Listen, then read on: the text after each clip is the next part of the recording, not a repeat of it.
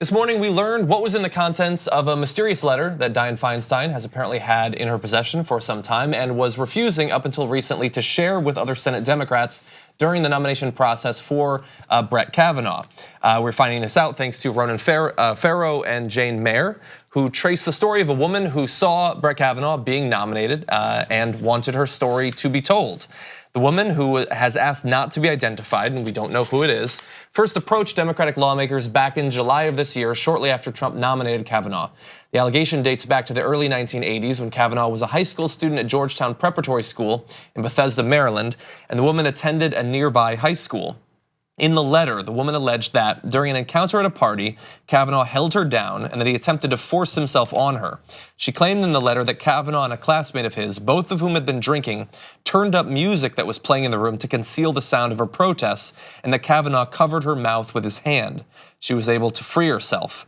And although the alleged incident took place decades ago and the three individuals involved were minors at the time, the woman said that the memory has been a source of ongoing distress for her and that she had sought psychological treatment as a result.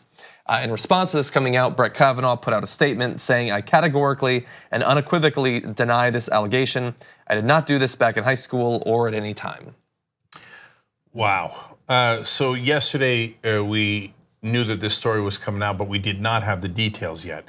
And now we do. And at the time I said, it's gotta be a pretty high bar to go back to high school. Well, they might have met that bar. So the part that got to me among all the terrible parts was the covering her mouth. And turning up the music. Yeah. So this is just to be super clear, this is not a joke, this is not sexual harassment, this is an allegation of alleged sexual assault possibly that could have gone to the point of rape.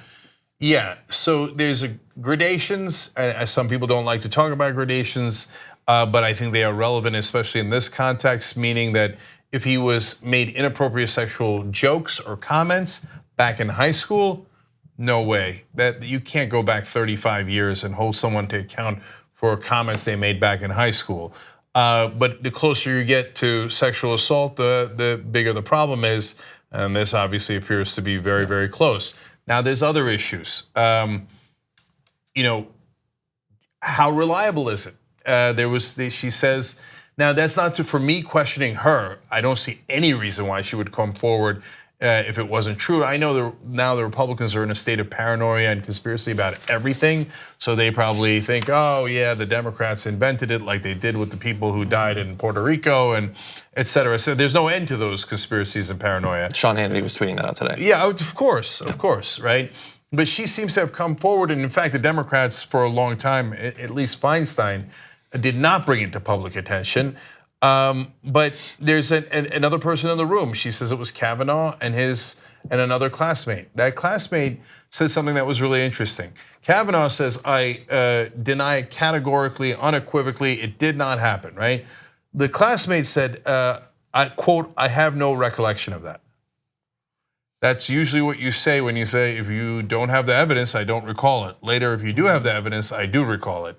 That is not an unequivocal denial. It's just, I'm telling you from my experience and lawyerly responses, I have no recollection usually means I did do it, but I don't think you have the evidence yet. So, but man, it's tough. So what do you guys think? Well, it is tough because there's still a lot of detail missing. Like we have more information about the alleged sexual assault and it's serious, but I think it's also important.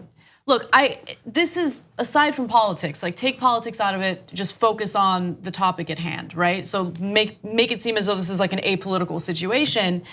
If it comes to anyone who's about to get a new job, an opportunity of a lifetime, I would want to make sure that those claims that have been made against that person are verified, right, in some way. And so I do think it's important for this to be investigated, to verify it, to confirm it, and then a decision should be made. I think it makes all the sense in the world, given the seriousness of these allegations, to pause and delay this confirmation. Republicans are pushing to go forward with the vote on September 20th, and I don't think that should happen. I think that there should be an investigation because this is and I'm not saying that I automatically, no, he's done, he's out, we shouldn't even consider it. I'm saying that we need to look into it further and then make a decision based on the outcome of an investigation. But if it's confirmed, this is serious. I don't care if it was in high school. I don't care how long ago it was. He allegedly held a woman down and then tried to quiet her so no one would hear her, protesting or yelling to make him stop. And then they turned the music up. I mean, if this is proven, then it's a serious allegation. But Anna, I think age is relevant, and so let's have that discussion. Not when it comes to this. Well, look, what if he was 12? But you see what I'm he's saying? Not... Like, so and part of the reason I bring that up is even in legal issues, if you were convicted as a minor, and now obviously there's no conviction here, there were no charges brought at the time. You don't serve as long as an adult because they think that you don't have quite the same. Your brain hasn't developed enough. I got right, it. Exactly. He wasn't 12 though. Yeah, 12 no, is but middle school. even at 17, they would not hold you to the same account they as would they if would. you're black. Well, that okay. A lot of 17-year-olds face adult charges, even if they've committed the crime at 16 or 17. So for me, I think if you're in high school, your brain is developed enough to know that rape is wrong. And also, this is not just how much time will you serve or can you get any job. This is, can you get into a lifetime appointment to one of the most powerful positions anywhere in the world? Specifically, when we were having a national discussion about what your presence on that court would represent for women's autonomy of their bodies. Yes. And you apparently, if these allegations are true, have a lifetime track record of believing that women's bodies are up to you to decide what happens to them, not the women. And so we already had all of these concerns. This is not some convenience store job or something. This is a guy who wants to have the power of life and death over other people. I think we should have the highest level of scrutiny possible for that. So but I want to be clear about a bunch of things here. Number one, Anna, you don't care if he is 17, it's still wrong.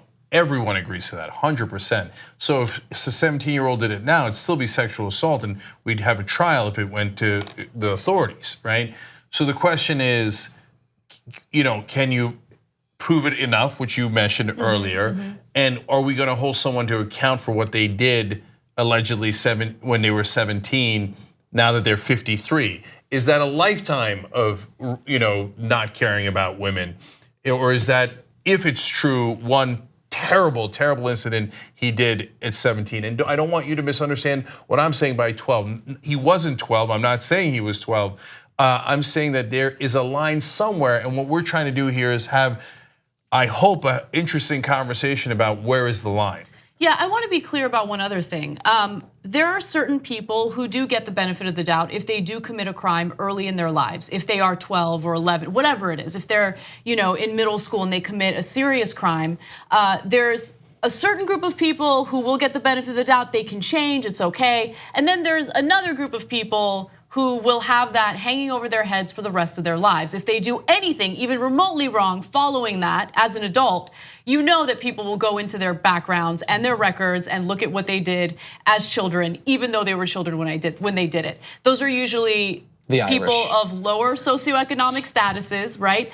Usually minorities. And so look, for me, it's not a question about whether he was too young to be held accountable. I think when it comes to the Supreme Court, that's not any job. That is one of the most serious jobs. That is, one of the most serious jobs in the country. And as John perfectly mentioned, he's gonna make decisions that affect the lives of every woman in the country. So I think that we should hold him to a higher standard. And I'm not saying that we automatically believe the allegations. I'm saying we should investigate it and figure out if we can get to the truth. Can I just say really fast? Obviously, we're having a discussion about what these standards should be. And you might think that with what the Republicans have said in response, and we'll get into that a little bit, that they're making clear what their standard is, but we already knew what their standard was like a year ago with Al Franken. They made clear that if you have groped a person, you cannot be even a senator, which is not a lifetime appointment, not as powerful as a Supreme Court justice. So they are clear on the record that this sort of allegation is dismissive. You do not get to have a position like that if this is true. I can't believe I'm about to say this, but to be fair to Republicans, if Al Franken was not accused of groping someone in high school. So again, you might think it's not relevant what his age is, but I think it's fair to have that discussion. How do you think they would have responded if it had been in high school and Al Franken did what he did? I don't know. I don't know. I literally don't know. We know how they responded when it came to Roy Moore. Yeah. You know? That's the heartbreaking thing about this is every time we see how Republicans respond to stuff like this, whether it's like sexual assault, whether it's allegations of pedophilia, whether it's adultery, which they hold to this insane standard, it's always the same result. They all vote along party lines every time, every single one of them. And personally, even with this coming out, I don't see any change. There's been how many things? There's been the perjury. There's been the allegations of money laundering or bribery. There's this sexual assault allegation. Like, does this make a difference to people who only vote on the basis that no matter what happens, the other side would be worse? Yeah. Look, one more thing. In every story like this, and we've talked about it 100 times on the show, I try to think, what if the shoe was on the other foot? And I gotta be honest with you guys, if it was, let's say, an African-American judge that was up for the Supreme Court, and the Republicans dug up something that he did in high school, and I'd be wary. In these hypothetical, what did he do? No, shoe on the other foot, if they charge him with this. I think there's certain acts, sexual assault, a terrible assault, or murder. I mean, those are the sorts of things that I think you should be able to be disqualified from certain things for the rest of your life. Attempted rape. I mean, it's attempted rape. Like, let's stop using euphemisms, right? Like I don't know, based on the details we have, there's no confirmation that he actually went through with the rape, but based on what we know, it's attempted rape, allegedly attempted rape. It's serious. This is not just, oh, he said something, oh, the girl was asleep, so he took a degrading photo, like pretending like he was gonna grope her. It's not that, he attempted to rape her. So I think that it is a high standard, and Cenk, I get it. Like, if the shoe was on the other foot, I think that it's fair to say that we would probably have some level of paranoia that it's some sort of political stunt, right? So I don't really begrudge Republicans for feeling that way. I'm gonna be honest about that. I think that we would probably feel the same way as well, at least I would.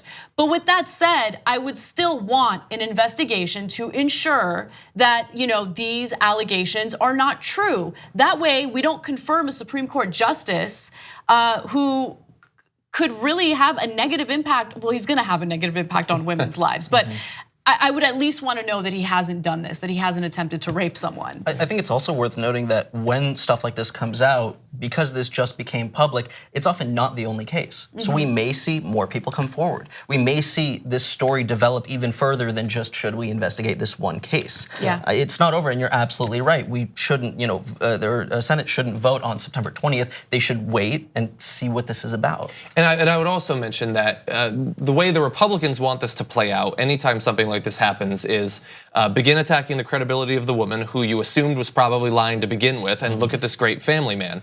Here's the thing, I don't know anything about this woman. It could turn out that she's lying, I have no reason to believe that. But I know that Brett Kavanaugh has committed perjury multiple times during these hearings already. He's done it in past hearings as well. He is an on the record perpetual liar.